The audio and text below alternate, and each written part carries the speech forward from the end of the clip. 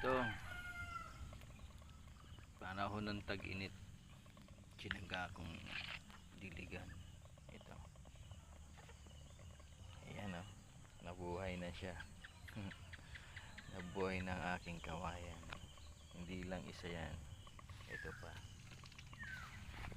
Ayan, kita nyo naman o, tumubo na siya, buhay na siya. Ayan, ito pa yung isa. Magkakadugtong to na tinanim ko, pinutol ko sa tatlo. Ayan. Kung gusto nyo pong gayahin ito, ayan, subukan nyo rin magtanim ng kawayan, yung medyo bata-bata pa yan.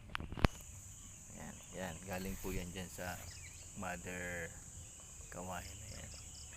Itong tatlo na yan, yung mga nakalundo na yan, bata pa, yan ang itinanim ko. That's for today video. Thank you.